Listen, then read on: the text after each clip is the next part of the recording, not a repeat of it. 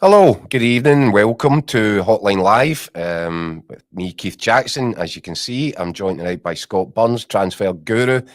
We've got, hopefully, quite a lot of stuff coming up tonight's show. We've got two boys, Andy Newport and Scott McDermott, over the Czech Republic. They've been at the Victoria Plzen press conference, and Rangers press conference is just about to start over there. So hopefully we'll get an update from the guys later on the show. We hope to be joined too by Ryan Stevenson to discuss whether or not this is the real deal at Tynecastle this season after the late dramatic winner at Tannadice, which kind of wrapped up another really interesting weekend of top flight football, Bunsey, didn't it?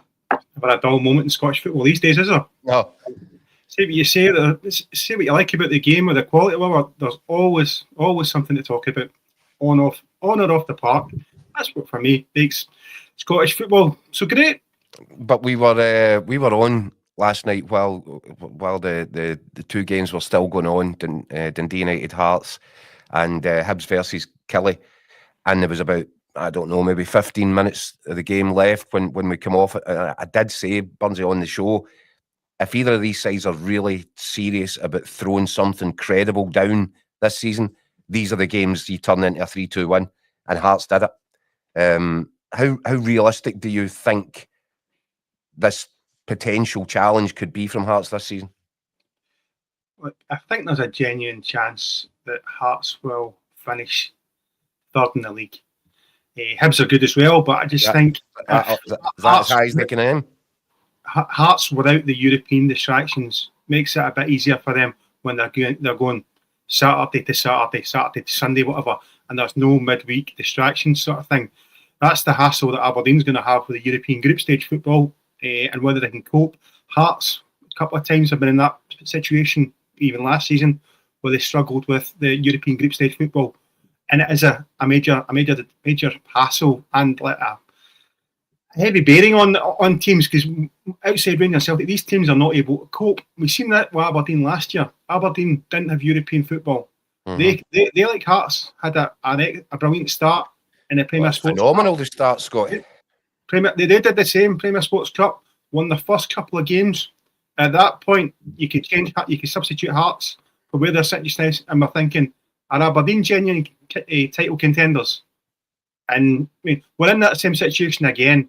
And I thought last season, genuinely, when Aberdeen beat Rangers at Pittodrie in the I think it was in November, the midweek game, I genuinely thought at that point that Aberdeen could get second spot. But then again, fast forward, what 6 months, and they finished fifth in the league. What I would say is that I think Hearts will be a lot more consistent over the course of the season this season than Aberdeen were. That's what I think, Burnsy. Aberdeen were up, they were down, they were up, they were down. I think Hearts will be more consistent. But for me, I don't know. I don't think you can call them genuine title contenders. Look, I would love to see it. I'd love to see somebody else in there shake it up and really mix things up. But I think for Hearts, I think third spot in the first season would be a success. If you could get a second and split the Old Firm, then magnificent. But I just think when teams even get close to Celtic, I think they will pull, their quality would shine through, and they would pull through yet again. That's interesting, Buzz. A couple of things. First of all, Tony Bloom, when he was speaking, he didn't even mention Rangers. He just said about throwing a challenge at Celtic, didn't he? He kind of discounted Rangers, almost as if Hearts are already the second strongest club in the league. Well, before we go to that, I mean, I was at the Aberdeen Celtic game yesterday, and I asked Brendan Rodgers if he thought there would be more of a challenge to his team this season, and his answer was yes.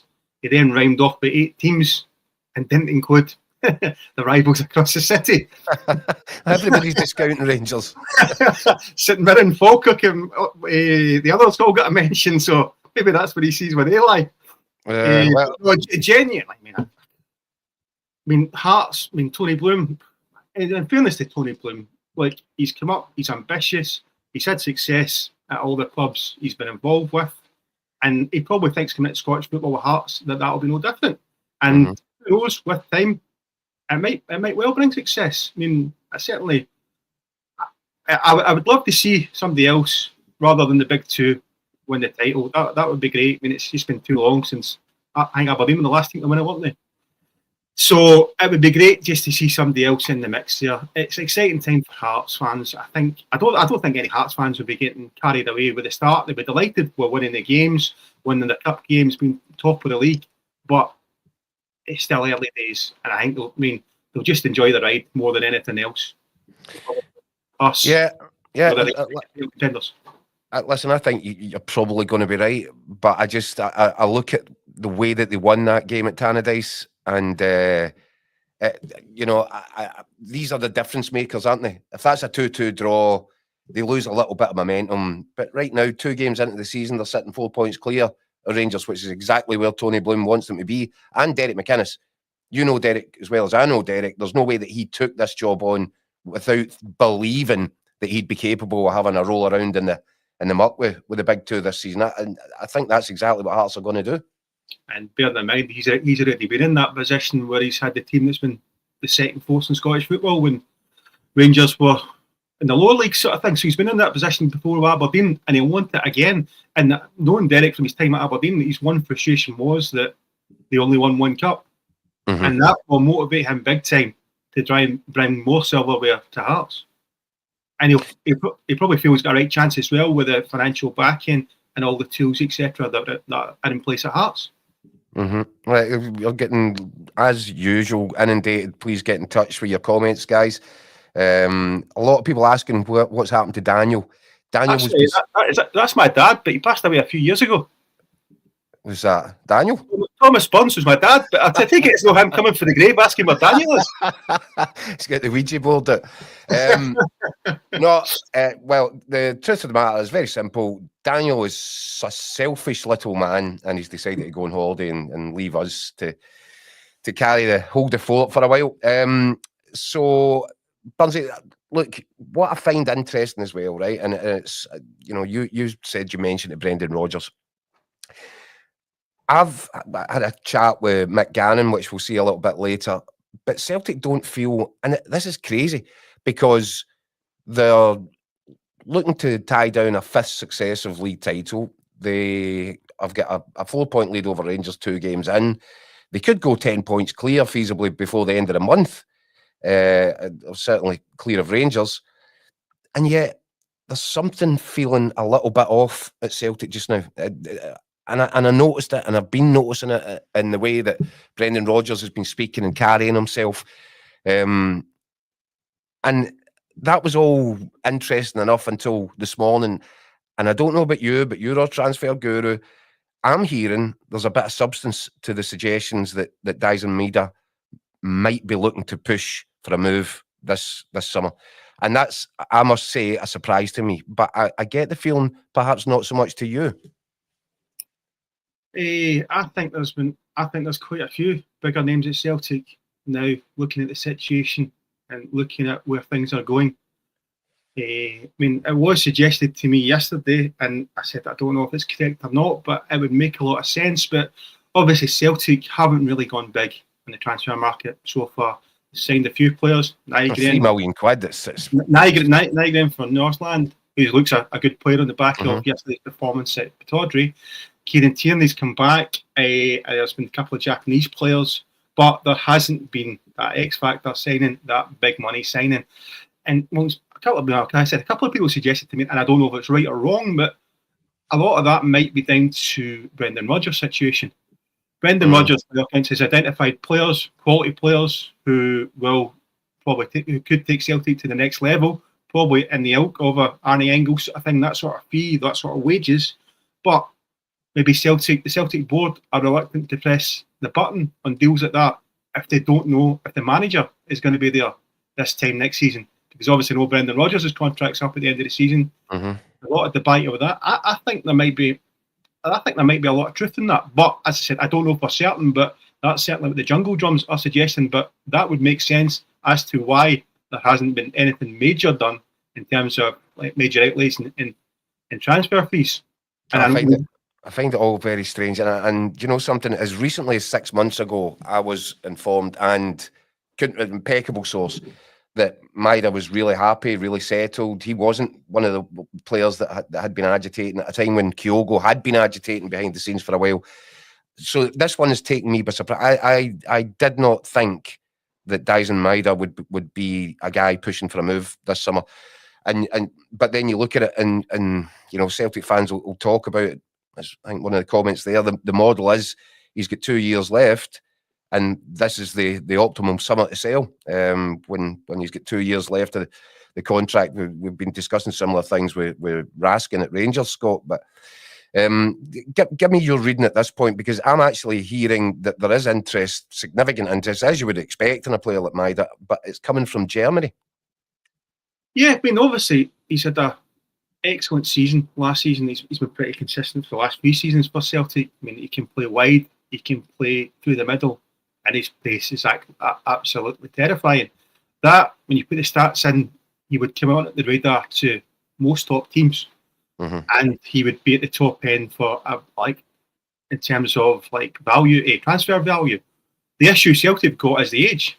You know what I mean? It's, do you sell, as you said, do you sell now, or if you don't sell now, then I think after that, when he gets to 29, you know, that the transfer value really goes down. I think Daizen Maeda as well. He's just become a dad again, hasn't he?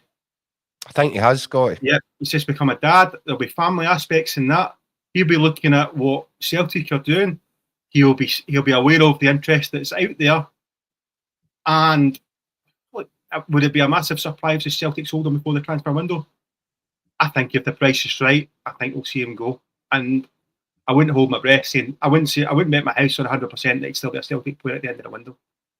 Wow. Right. Okay. Well, look, I'll tell you what we'll do. I'm going to play you back. As I said, I caught up with Mick Gannon earlier to discuss exactly this, but there's so much more that we need to discuss, including the likes of Lennon Miller, who's on his way to Italy today with his dad, signed for Udinese, and whether or not that's a missed opportunity for the clubs closer to home.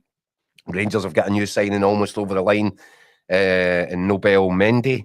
And there's plenty else to discuss. But hold on, why don't we go listen to the conversation that I had a little bit earlier with Mick and then come back, Scott, because there's so much to talk about on the Celtic front as well. Michael, you get safely back down the road from Pittodrie. Although about 10 minutes ago. I did warn you about the traffic snarl up in Dundee, didn't I, with the Hearts fans, but there you go. Listen, Mick, since we talked yesterday, some really strong rumours starting to circulate about Daizen Maeda, stuff that I didn't believe. As you know, as recently as 6 months ago, I was assured that he was perfectly happy at Celtic, no wish to leave. There's quite a lot of rumours starting to circulate suggesting that there might have been a change of position here. Listen, I think there's been a wee bit of talk this summer about Maeda in general. So obviously his contract is he's in his final 2 years of his contract. So in an ideal world, this is a time where Celtic either get him to sign a new deal or they sell him. And that's the way the model works at Celtic. That's the way it really should be. He's done 3.5 years. He's probably at the maximum value. He's 27 years old. It would be the time, if you're going to cash in on a player, this would be the time. Unfortunately, Celtic's kind of bumbling and stumbling summer of transfer recruitment. They can't even entertain it right now. I mean, they're inviting absolute chaos to their doorstep if they did. They can't even contemplate it because the problem is they're putting the word out that they can't let Marco Tellio and Yang leave because they haven't got replacements. Well, if that's the rule for two guys who are squad members, I'm pretty sure you need to apply that logic to the main man in your team as well. So, yeah, I mean, listen, at the moment, I think it's a very much a delicate period for Daizen Maeda at Celtic. I said he's got 2 years left in his deal. Maximum his value at the moment will never be any higher. So I think there is, and a new deal has yet to be signed. So it's going to be a nerve-wracking final few weeks of the window. I keep saying that everyone at Celtic and Celtic fans are looking at the entrance door at Parkhead, thinking when's the guys going to pile them through it. They really need to worry as well about the exit door because it's not only they going to try and pick up players from clubs across Europe and beyond.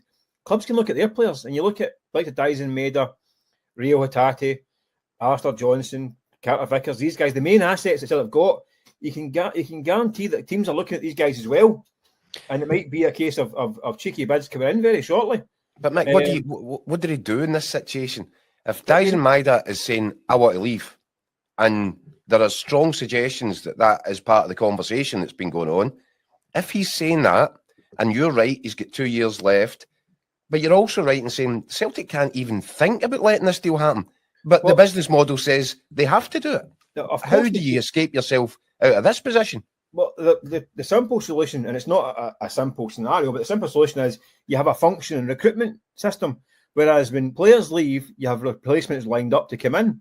So, and we saw it malfunctioning as far back as January. So when Kyogo leaves in January, Celtic should have had a guy lined up to come in straight 100%. Away. When Kuhn leaves a month ago, a player should be lined up to come in straight away. If Daizen Maeda decides that he wants to try a new challenge and get a big sign-on fee, maximise his value, which, by the way, he should be thinking, I'm 27, I've got a young family, this could be the final big move, and somewhere in Europe, make a few quid, then get back home in a few years' time. That's what he should be thinking. So if he's any sense. So Celtic should have the contingency plans in place. But unfortunately, they can't have these in place, because if they did have them in place, there would be the new Kuhn, there would be the new Kyogo already in place, and they're not there. So they obviously don't have those backups lined up already. And listen, it's not as straightforward as having one guy ready to go. But you have a list of 4 or 5 guys that you can hit the button on. But you're not answering my question there, Michael. In this situation, which is where they are right now, what do you do with a problem like Daizen Maeda? Well, if and we're saying if, by the way, because it's not been confirmed, there's a transfer request put in or a bid put in, you grab it, you take it out of the fax machine, and you throw it in the bin. Because at this point in time, this guy is absolutely unsellable. And he's under contract for 2 years. So, I mean, it's simple as that. But we can't. If you're Celtic, you need to say to them, I mean, it's always a risky game, isn't it? With players, if you tell them they can't do what they want to do. And they tend to force the issue. But I don't think he's that kind of character anyway. But if a bid came in for Daizen Maeda at this point in time, it's got to be astronomical. It's got to be 20 million plus. And B... But let's say that it is. Sorry? Let's say that it is. If it is, they have to accept it and have to get a replacement very quickly. Because that's the nature of the game. I'm not joking, you throw it in the bin, but that's not the reality of football. If a guy thinks it's time to try a new challenge and the money's right, you have to go. As it happened with Kyogo, Celtic didn't really want to sell Kyogo. They couldn't afford to sell Kyogo, really, as it was proved in the second half of the season. But the reality of the game is that you have to let them go. That is the model. You can't bring players in with the promise to play them, hopefully be successful, and then sell you on for a profit, and then don't do it. That's not how it works. The whole model falls down. You've got to keep the supporters happy as well, Mick. You've got to keep the supporters happy. You do, but you have to make them happy by having replacements lined up to come in. I mean, Ange Postecoglou a couple of years ago said, don't get too attached to your heroes. He wanted to have an aggressive signing policy, bring them in, 2 years, sell them, do it again. Once you're younger, hungrier players on the way up that you can sell them again. He wanted to do it that you start bringing in guys that you start off with a £2 million player, sell it for 10, and you bring a 5 for 15, then a 10 for 20. Not quite worked out that way with Celtic. It's not quite worked. That's not an exact science. But the model is that you bring them in, you play them, you win games, and you sell them. If you block that, the whole thing falls down, because you can't then go to another player and say, by the way, here's the model, here's what we do for you. And then we say, wait a minute, you just blocked that guy. But if you've made a mess of it, Mick. Well, hell mend them. I honestly, I just don't know how they square this circle. And you know, we're talking like this, and it feels as if, and Brendan Rodgers hasn't felt quite right lately. He's, I don't know, there's a sort of mood music around him, just doesn't feel right to me, Michael. And yet here they are, 2 games into the season, 6 points, top of the league, albeit, you know, on level with Hearts, but things should be in a far better place. This feels a bit weird, everything about Celtic this summer, and I don't quite get it. I think it feels very familiar with Celtic. I mean, this is 12 months ago, we're sitting in Rodgers was waiting for the big signs, and he was saying that when you look at the transfer strategy after the window closes, it's not been right. No, that it shouldn't be happening. You go back all the way. This is the anniversary of the Terminado speech. I sat and listened to the Terminado talk when John McGinn slipped through their hands. So it has been a kind of familiar tale over the years. They have got lists of players, and they're going to need to hit the button on these guys. And like I say, people have maybe been a little bit ignorant to the fact that they're vulnerable. Their assets are always liable to get picked up by Celtic. That's the way of the world. It's the food chain in football. And if these bids come in, listen, it has to be a serious, really big bid to these kind of things. I thought Rio Hatate would be gone this summer. I must admit, I thought at the end of last season, I thought Maeda would be involved in one of these kind of summer transfer sagas with like 3 or 4 clubs after him. It's not quite happened. I'm surprised it hasn't. I wouldn't be surprised if it happened now.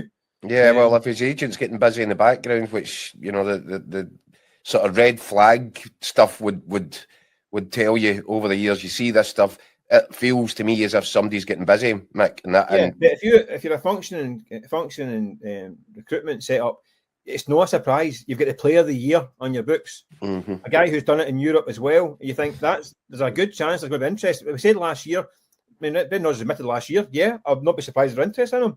So it's not as if it's like someone hiding in the cupboard and jumped out and going, we want Daizen Maeda. This is something they should be aware of for a long time, and you've got to think they've got contingency plans in place. And I do think they have got. I mean, they've got so many irons and fires. They've got various options, but they're going to need to hit buttons very soon on these options. Yeah, start activating stuff. They could also do, Mick, I think the evidence of Saturday again, and there's quite a big back catalogue now, which is, they really need a number 9, don't they? Yeah, especially if they're even thinking about losing Maeda. Well, I said to you last night, Keith, I think ideally, Maeda moves back inside the middle of the park and they buy 2 wingers and let Maeda play through the middle. I think that's more suited to the way that Rodgers wants to play. I think Maeda is struggling. His confidence is low. He's a streaky player, so he's liable to get a goal and then going to be run a goal. So he can do it. I think he's a good plan B. I don't think he is plan A, and I don't think he's ever been plan A at Celtic. So they need a plan A centre forward. I think Daizen Maeda could be the plan A centre forward as he was centre for last season. But if the unthinkable happen for Celtic fans and he's out the door, Celtic will get a major problem in their hands. Major. I mean, there won't be any movement at all in that regard until after this playoff. But if that comes in, which may as well come in, they need to be ready to hit the button on then an extra 2 or 3 bodies, and that's the reality. So they better be braced for it. Okay, Mick. Well, listen, thanks very much, mate, and we'll catch you again soon on Hotline Live. No worries, catch you there, Keith. Cheers. Scott, comments are flooding in, and it's interesting that there are some Celtic fans out there who appear to be accepting that with 2 years left to go on the contract, this could well be the time to sell Maeda. I'm surprised at that. I just can't see Celtic fans, given on the back of the way the market has gone thus far, I just don't think Celtic fans will accept the club selling, you know, their favourite player. And I think that's a real credibility problem for the Celtic board. They've got to keep the fans on site, and I think they owe it to the fans to be seen to be doing that. Yeah, but they've done it in the past where the Celtic fans have accused the board of falling asleep at the wheel, you know what I mean? Could we be in another situation like that here, you know what I mean? Where they allow the rivals to close the gap again. Certainly the way it's going, I mean, Celtic are in a position, this way, even saying that, the Celtic board might be looking at it and thinking, but this squad just now is good enough to win the Scottish Premiership. And if they don't lose Daizen Maeda or Rio Hatate and keep the core, they probably could still win the league with what they've got. You know, but Brendan Rodgers has made this big deal, Scott, about improving the team on a European level. You're not going to improve the team by selling Kuhn, selling Maeda, selling Kyogo, and not finding adequate replacements. No, I agree, but then it falls into the argument. I mean, Brendan Rodgers' features up in the air a year ago. You know what I mean? Did they go and spend big money? Did they go and say, look, we'll take these players that Brendan Rodgers wants? Or did they go with the JLFR, the recruitment team, and say, look, we'll go 4 or 5 of these players and we'll take a chance in these guys who might be project players like they've done in the past? I mean, I know if I was a betting man, I think in this situation, they'd probably go with the latter rather than go with the big money towards Brendan Rodgers, unless Brendan commits himself beyond the end of the season. William Lang's asking what age is Daizen? He's 27, isn't he? Yeah, he's 27, yeah. He's got, but regardless, as I say, Celtic are strong enough to win that league, the domestic league just now, but they're not strong enough to continue to make a charge forward in the Champions League and make the progress they made last season. So if they want to progress as a club, Celtic need to get at least 2 or 3 quality players in before the end of the window. I mean, they've made bids for numerous players, but it always seems to be low ball offers, try to get players in the cheap. Why don't you just go out, spend the money you need, get the players, get them settled, and get them settled quickly so they can hit the ground ready for these European qualifiers? But we're what, just over a week away from next European qualifiers, and we'll still probably be scrambling about thinking or checking to see if Celtic will bring a wild card in before it. Yeah, well, the squad needs to get registered later this week. I'm struggling. I don't see the strategy here. But I've said consistently, I still expect that Celtic will spend significantly before the end of the window. But the clock is definitely ticking. And, you know, there will be some Celtic fans out there. Let us know if you're one of them that will be wondering why on earth they looked at pictures of Lennon Miller walking to Glasgow Airport today to jump in his flight to Italy, where he's going to go through a medical at Udinese. And the price of that deal is pretty much as we'd said all along, Scott, right in between 4 and 5 million, £4.5 million. Are you surprised that there wasn't more of an effort made by either Celtic or Rangers to get a deal done there? Am I surprised? No, because I think, in fairness, the noises coming from Lennon Miller's camp was his preference was always to try to get away and play in Europe. So we've known about the Celtic interest for long enough. Celtic had made a couple of approaches to Motherwell. I think knowing Celtic, would Celtic have paid the £4.5 million deal that Udinese are likely to pay up front? Probably not. Rangers were interested under the previous regime, but at that point couldn't get anywhere near the sort of value or level that Motherwell were wanting. So I'm not really surprised that Lennon Miller looks like he's going to Serie A. In fairness, see if he goes there and plays, it's probably the right move for him. You've seen a lot of the young Scottish players go out there. Lewis Ferguson's a prime example. And he's taking it by storm. He needs to go somewhere where he plays every week where he develops. I don't think if Lennon Miller had gone to Celtic, he was going to play every week. I don't think his career would maybe have continued its same progress as it has at Motherwell. So from that point of view, I think it's a good move for the boy to go to Serie A and test himself. And I think in the long term, I wouldn't bet against him playing for Celtic at some point in the future. I think everyone knows that he's a Celtic fan as a boy, so I don't think that door would ever be closed. But I just think at this avenue that Lennon Miller wanted to go abroad, because he had the chance. Ipswich Town, they were right in for him. Obviously, they really get to the English Championship, and I know their manager Kieran McKenna wanted to meet Lennon Miller, and the word back from Lennon Miller's camp was, "No, we'll just leave it, thank you," which is a big call from quite a big club, Ipswich Town, and a manager who's just managed in the Premier League.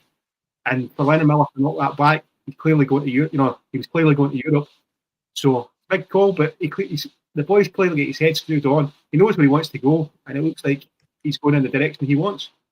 I have to say, I went down the third part, caught up with Lennon Miller towards the end of last season, Scott, and I had this conversation. And he is such a young boy. I was saying to him, he's so tight with his family. He goes out the back garden, has a kickabout with his wee brother after he comes home from training. It's a big move, I just wondered if it might have been better for his development.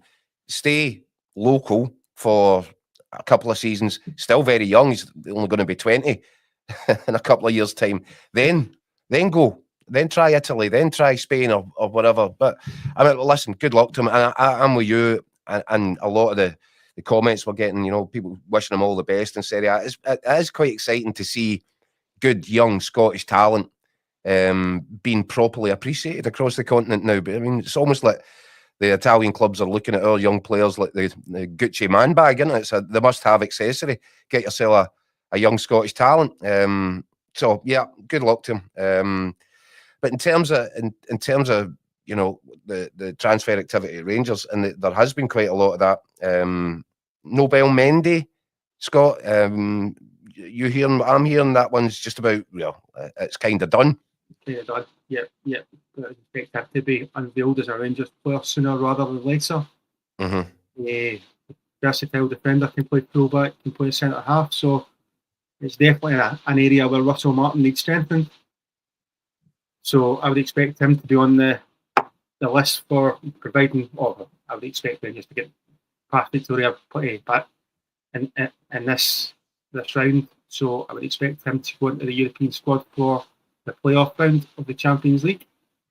And do you anticipate? I think when you look at what Russell Martin's trying to do, which is a complete overhaul, this would be the 10th signing, but you still get the feeling they might need 3 or 4 additions before the window's shut, Scott.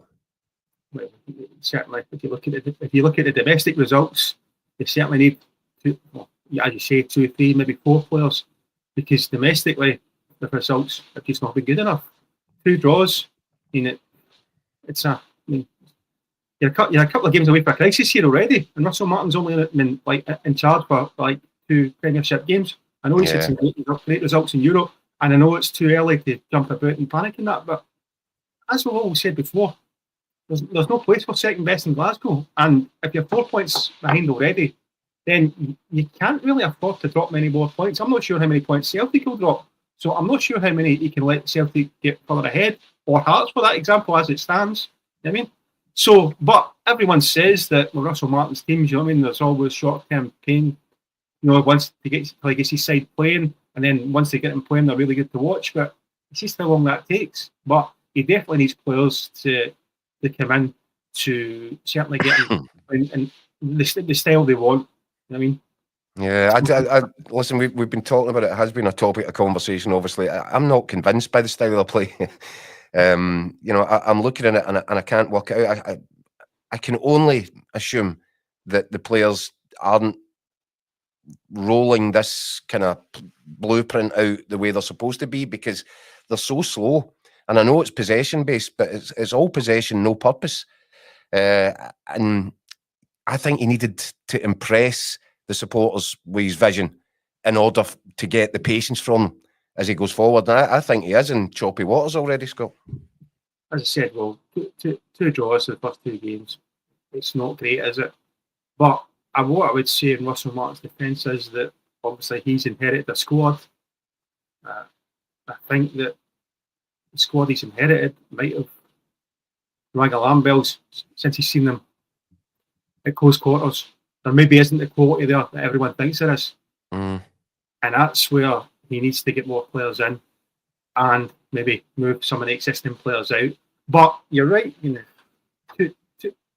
two Premiership games, 2 draws, and they were lucky to get a draw against Dundee, because obviously it was a penalty that depends what side you look at it. But apart from that, what was your view? I didn't think it was a penalty. I thought we played for it, but that's the way the cookie crumbles sometimes. But I didn't think it was a penalty. But Rangers fans will probably think it was a penalty. They got it, they scored it, so my view doesn't really matter. But it got Russell Martin out of jail at a point. But I said a point's just not good enough just now. And he needs to find, even while he's trying to get his team to click, he needs to find a way to pick up results in the league. Yeah, even the fact that here we are discussing this, it's less than 24 hours until Rangers kick off the second leg of a really important Champions League qualifier, and yet the conversation hasn't moved really on since the weekend. What we can do, Scott McDermott and Andy Newport, I don't know if they're going to be able to join us, but what they have sent through is some clips from Victoria Plzen's press conference, which took place just about an hour or so ago. Let's have a look at that. Samson, do you think the key will be to get an early goal tomorrow night? Do you think if you score early, it can maybe scare Rangers and get the crowd up, and that would give you a better chance? Yeah, I think in every comeback victory, you have to get a goal like 20-25 minutes early, and then the opponents, they start to panic and they start to make some silly mistakes. So I think if we can get an early goal, it will help our cause. Samson, can I just ask you how you rate Rangers after that first leg?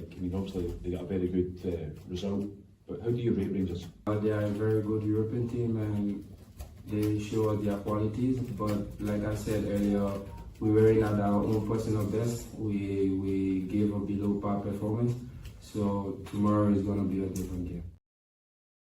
Samson Dway there, Victoria Plzen, Scott. mean, he's saying that Rangers could get spooked if they can get an early goal. They're capable of turning this tie around. I have to say, I think it would take Rangers to turn in a really poor level performance, and even then, I'm not sure that this Plzen side's got 3 goals in them in this game. Could be famous last words. What's your thoughts? I'd be very surprised if Rangers don't win this game tomorrow night. I was at Plzen last year when they played Hearts. They put Hearts out of Europe, and in fairness, Hearts should have beaten them over the 2 legs. They weren't very good. Rangers beat them 2-0 at Ibrox. I think even Rangers still on the way they are domestically, they'll have too much for them in Czechia tomorrow. I expect Rangers to win both legs, and they'll do it quite comfortably. It's not an arena where you're going to be intimidated. Yeah. Fans on top of you. It's not like that at all. So, I mean, I would expect a very straightforward night for Rangers tomorrow night. And if they were to lose, I'd be very, very surprised. Well, Luke Skywalker, regular contributor, saying Rangers will score over there to kill the game. I happen to agree with that. I think Rangers will score, and I think that does kill the tie. Might get interesting if the Czechs were to get the first goal and test Rangers' nerve, but that almost happened in the second leg against Panathinaikos as well. I just think an away goal for Rangers, although they don't count anymore the way they used to, but a goal in that second leg should get it done, I think, Scott. No, definitely. I honestly can't see Rangers not progressing in this game. And as I said to you, I think they'll win because I haven't seen the Plzen team this season, but I've seen them last season, and they were no great shakes. And as I said, I think Hearts missed a major opportunity there last year, and they hopefully play off not beating them. And I think Rangers will just have far too much for them. And just to round up, JM says Dessers will score, but it'll probably be offside. Yeah, well, look, do you know what? We're back for Hotline Live tomorrow night after the Rangers game. I think we're going to aim for about 8:30 tomorrow night. So, if you want to watch the match, get in touch, vent your spleen if necessary, or celebrate the fact that another Scottish side has got a good result. Hopefully, fingers crossed, and more points in the coefficient bag. But we'll be back, as I said, about 8:30 tomorrow. And for the time being, Scott, thanks for joining us. Thank you. And thanks for everybody for your comments. And let's do it all again tomorrow. Cheers.